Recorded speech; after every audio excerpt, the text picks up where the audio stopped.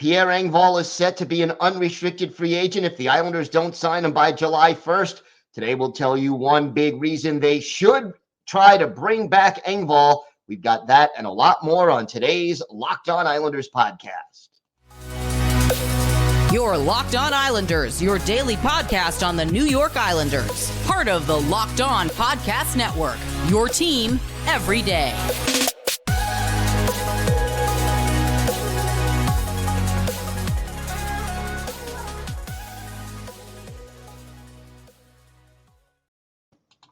And welcome, everybody, to the Monday edition of the Locked On Islanders podcast, part of the Locked On Podcast Network, your team every day. Want to thank everybody for making Locked On Islanders your first listen every day. Don't forget to subscribe on YouTube and wherever you get your podcasts to get new episodes as soon as they drop. And we are also now available on Sirius XM Radio on the SXM app. Just search for Locked On Islanders. Today's episode is brought to you by Gametime. Download the Gametime app, create an account, and use code LOCKEDONNHL for $20 off your first purchase. We have got a lot to discuss on today's show, but first, if there's something Islanders related on your mind, if you have a question, a comment, maybe something you'd like us to talk about on a future episode, feel free to send us an email. The email address, lockedonislanders@gmail.com. And if you leave your first name and where you're from, we are happy to mention you on the show when we discuss whatever it is that's on your mind. You could also follow the show on Twitter at Locked On Isles. And you could follow me, Gil Martin, on Twitter at Ice Wars, NYR, VSNYI. We'll keep you up to date on all things Islanders throughout a very important offseason, from trade rumors, hirings, firings, free agency, and of course, the NHL draft. So again, make sure you join us for that. All right, we have got plenty to get to, and we're going to start off with this. Pierre Engvall, clearly a player who made a positive impact on the Islanders after he arrived. Played 18 games in the regular season with the Isles, 5 goals, 9 points, a +7, plus minus, and then 6 penalty minutes. And here's the thing about Pierre Engvall. You look at what he did, and, Engvall was a player who added something to this team when he came over. And yeah, he had 2 points in the playoffs, 1 goal, 1 assist, but he also was part of the only line the Islanders had that was really producing in the playoffs on a consistent basis. And I know that's kind of a low bar, but for Engvall, being able to do that, being able to get to, the point where he was able to contribute to the team's success was definitely an important piece of the puzzle. And that opening round series against Carolina, it would not have been as close if not for the contributions of Pierre Engvall. So that definitely is part of the equation. Engvall right now essentially is going to be an unrestricted free agent come July 1st. He is coming off a year where he made $2.25 million as his cap hit, $2.25 million. And here is a guy who is in his prime right now. He will turn 27 on May 31st. So still right in the thick of his prime at the age of 27. He's 6'5", 220, and he gives the main reason I feel the Islanders should try to re-sign Engvall is that he gives them a badly needed element that this team doesn't have. and that is speed. And we talked on this show throughout the offseason about the importance for the Islanders to get younger, faster, and more skilled. Well, I'm going to grant you that Pierre Engvall is, not the most skilled guy, never had more than 17 goals in an NHL season, never had more than 35 points in an NHL season. But he's younger, he's faster, and if, again, assuming he has more ice time with the Islanders than he did in Toronto, where, those highly regarded top 4 players sort of kept him off the ice. I mean, he had more than 2 minutes per game on average more with the Islanders last season than he did with Toronto. And his production showed it. He had a point every other game, half a point a game with the Islanders. He had 21 points in 58 games with Toronto. But to me, the big reason why you go back to Pierre Engvall is speed. And I think it's not a coincidence that the Islanders acquired Engvall about a month after they traded away Anthony Beauvillier. And essentially, Engvall was there to replace Bo and give the team a chance to really get some of that speed back in the lineup.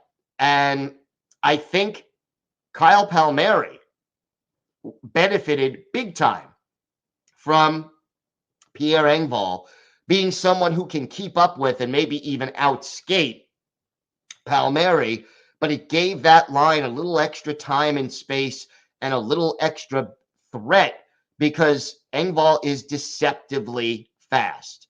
Now, is he the greatest defensive player going? No, he is not, although he is responsible defensively. He had 8 hits in 18 games as an Islander. He is not a physical guy, but he has the long reach. He skates very well. He's smart with the puck. And I think given if he's playing more than, the 13 minutes he was getting per game in Toronto, if he's playing 15, 16, 17 maybe minutes a game on Long Island, I think he can improve on that point every other game mark. And you also have to take into consideration when he first came to the Islanders, he struggled to adjust to the Islanders system, which is not easy to adjust to. And he struggled at times also to get used to his new teammates. So I think there are reasons to keep or to re-sign Pierre Engvall. But I'm going to say it with this particular caveat. And that caveat is this. Do not pay more than $3 million a year for Engvall. You want to sign him at 2.5, you want to sign him at 3. Okay. You want to give him a bridge deal, a 1 or 2 year bridge deal if he's willing to do that. Okay. But do not break the bank for this guy. He is ideally a third line forward. His ceiling is probably a second line forward, but right now, ideally, he's a third line kind of a guy on a good deep team. And because he adds the speed, he has good chemistry with Nelson and Palmieri and now knows the system. I think it's worth bringing him back unless you're able to make some big moves to bring in some faster players. He makes you younger, he makes you faster, and he has good chemistry with his teammates. Because he adds an element this team lacks, I think it's worth it to bring him back. Again, wouldn't sign him to a 5, 6, 7, 8-year contract. Wouldn't go higher than $3 million a year, realistically, unless there's some incentives included. But I think it's worth bringing Pierre Engvall back for 1 more year. We have got a lot more to get to on today's show. We will discuss Kyle Dubas, now available. The Islanders also made some signings. We'll talk about that. We've got all that and more still to come on today's Locked On Islanders podcast.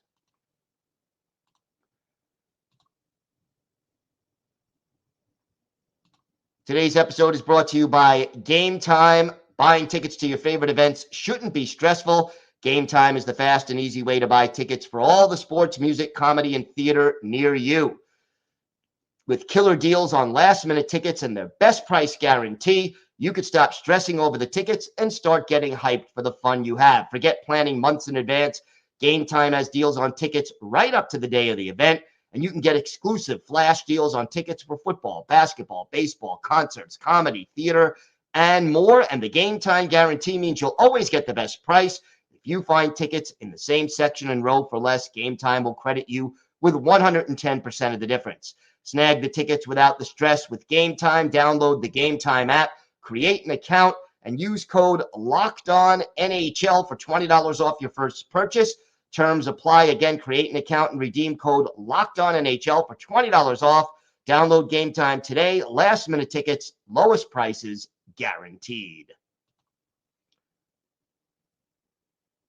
So it became official last week, Kyle Dubas out as the GM now of the Toronto Maple Leafs.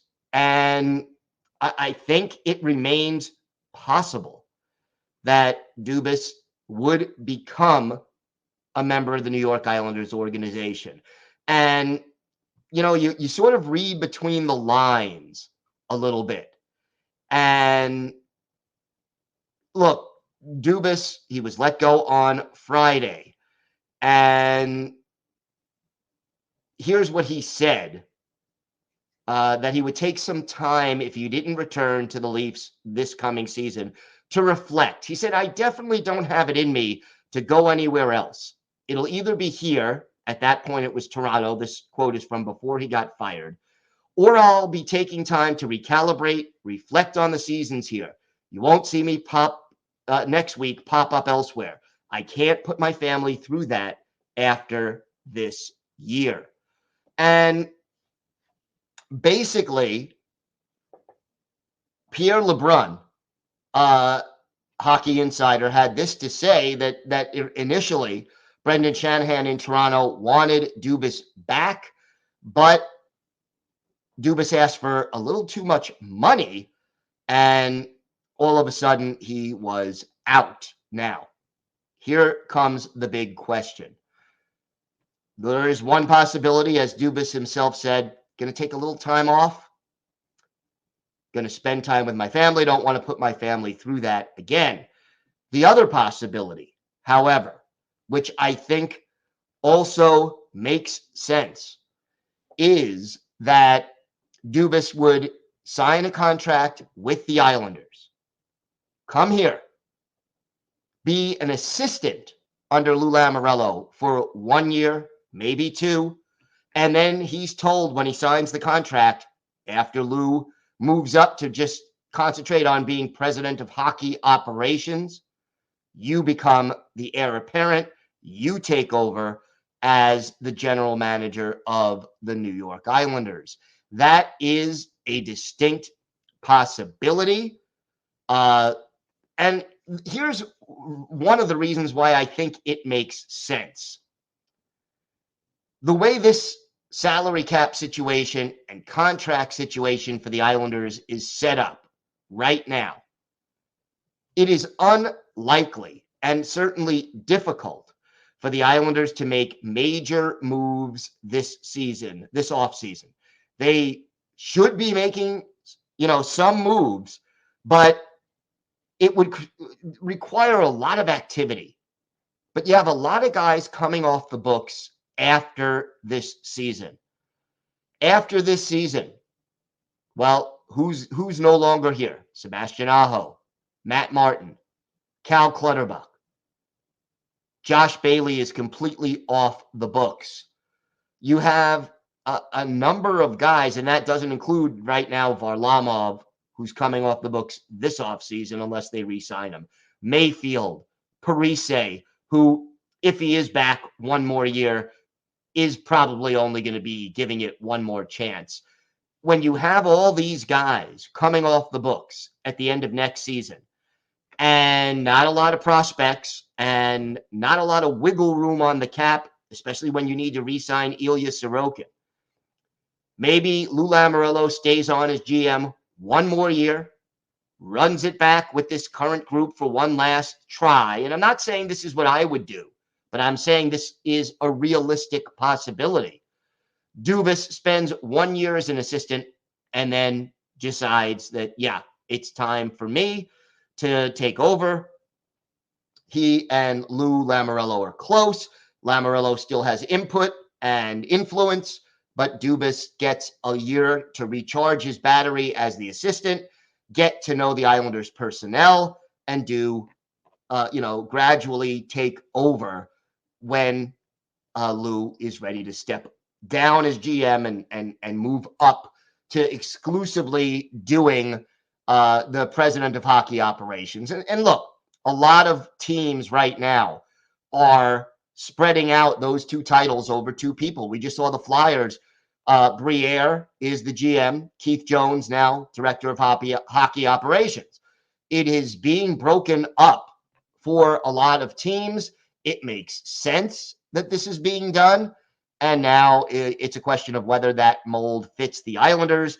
And it's a little more fair to Dubas and his family because they'll know, hey, the next 2 years at least, I'm on Long Island. We're not moving all over the place. So just putting it out there. It's been reported in a number of different places as a possibility. And now it's just a question of whether Dubas really takes complete time off, whether the Pittsburgh Penguins, for example, could convince him to take over there, or if we get, the situation I described, or a different team maybe interests him. So lots of unknowns out there, but we'll see. A couple of moves made by the Islanders over the weekend. They have re-signed forward Kyle McLean to a 1-year, 2-way contract. The 24-year-old had 11 goals and 27 points in 67 games with Bridgeport, had 5 shorthanded points. That did indeed lead the team. And he is likely to spend another season in Bridgeport as one of the leaders on that team. So forward Kyle McLean back. And then Dalen Kufler signing a 3-year entry-level contract. He has played with the Kamloops Blazers of the Western Hockey League, had 30 assists, 31 goals, and a plus 32 rating in 54 games. He was an alternate captain and basically was the Islanders' 6th-round pick in the 2022 entry draft. So most likely with Kufler, he's either going to play or split time next season between the East Coast Hockey League or the AHL Bridgeport Islanders, depending on how he does in training camp. But again, he is now officially in the Islanders organization and has signed his 3-year tender. So it'll be interesting to see whether he's with the Worcester Railers of the East Coast League or with Bridgeport in the AHL. We have got more to get to on today's show. We continue our player-by-player look at the Islanders. Excuse me, with a look at Simon Holmstrom, and we have our Islanders birthday of the day. All that and more still to come on today's Locked On Islanders podcast. So we continue our player-by-player look at the Islanders roster, how they did last year, whether they met expectations, what they did well, what they needed to improve on, and what their prospects are for next season. Every day, as you know, we've been doing this pretty much since the week after the Islanders were eliminated from the playoffs. So we will continue our player-by-player look at this team next tomorrow and every day, really, until we've exhausted the roster. But today, Simon Holmstrom, the 6'2", 205-pound native of Sweden, got his first NHL action this year, played in 50 games 6 goals, 9 points, a -4 plus minus, and zero, count them, 0 penalty minutes. 2 of his 6 goals were game winners, but here's the thing about Holmstrom. He is a former first-round pick, 23rd overall back in 2019. He is actually the Islanders' last first-round pick. And he was slated to start the season in Bridgeport, and he did start the season in Bridgeport. But basically, the injuries that hit the Islanders at different times throughout the season, whether it was J.G. Pageau, Matthew Barzal, Cal Clutterbuck, a lot of forwards going down at different times over the crowd. Kyle Palmieri, they needed to bring up some wingers. They end up bringing up Holmstrom. And even though Holmstrom was only, 21 years old, he actually turns 22 later this week. I think he was kind of rushed to the NHL. And what we saw was a guy who got ice time because he was, at least for the most part, responsible defensively, knew how to play the Islanders' system. But offensively, here is a guy who really didn't contribute a lot.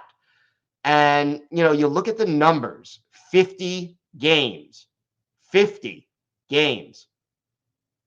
39 shots on goal, 77 shots attempted. That's not even, that's a little hair more than 1.5 shots attempted per game. That's, not a lot. 9 hits. He's not a physical guy. And again, not every player needs to be physical, but if you're not going to be physical, you got to add other things. And we really haven't seen Holmstrom develop in that way just yet. Now, I think the Islanders ideally would have preferred to wait another year to bring Holmstrom up. And I think the key now for Simon Holmstrom is to keep his confidence high. He now knows what it takes to succeed in the National Hockey League. I think ideally he is on the Islanders' third line next season, contributing along with J.G. Pageau and maybe either Zach Parise or Hudson Fasching, depending on what other moves are made. But Simon Holmstrom, at this point, still on his entry-level deal, only has a cap hit next year of $863,000 plus dollars, and then will only be a restricted free agent after the 2023-2024 campaign. So that's what lies ahead for Simon Holmstrom. But again, here's a player who needs to add a little muscle, who needs to be a little more confident. And I think we saw 1 or 2 games late in the season that showed that he was getting that confidence. I remember a goal he scored against Tampa Bay in their 6-1 win against the Lightning, where he actually, looked pretty good. But I think it was telling that we did not see Holmstrom on the ice in the playoffs, because at this point, he still didn't prove to the coaching staff that he was ready for prime time. And next year, the Islanders need him to take that big step forward and show that he's got what it takes. All right, time for our Islanders birthday of the day. We are going all the way back to the beginning of the Islanders franchise. And Sunday was the 75th birthday of former Islanders defenseman Bill Mikkelsen. Mikkelsen was not drafted, made his NHL debut with the LA Kings in 1971-72, playing 15 games for them, got his first assist, but then was selected by the Islanders in the expansion draft. And Mikkelsen, really nice guy, did interview him for my book, Ice Wars. And his son actually also played in the NHL.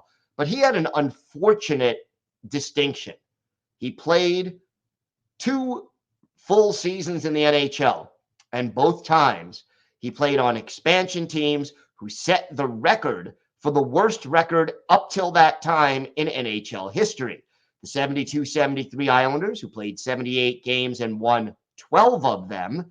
And he was a minus 53 on the Islanders. And then in 74-75, the Washington Capitals selected him in the expansion draft.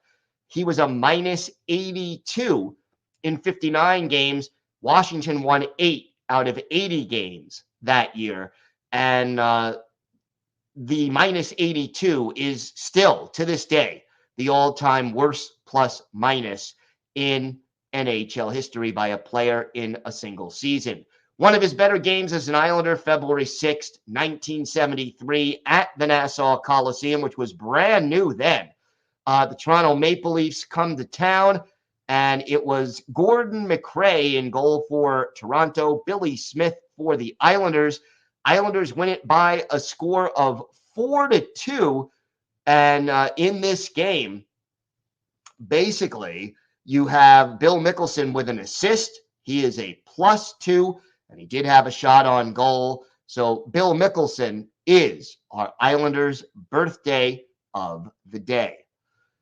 All right, I want to thank everyone once again for making Locked On Islanders your first listen every day, everydayers. Tomorrow on the show, we'll have the latest rumors. Plus, we'll discuss Ryan Pollock's season, what he did well, what he needs to do better, and what his prospects are for his role for 2023-2024. Until then, have a great day, everybody. Stay safe. And of course, let's go Islanders.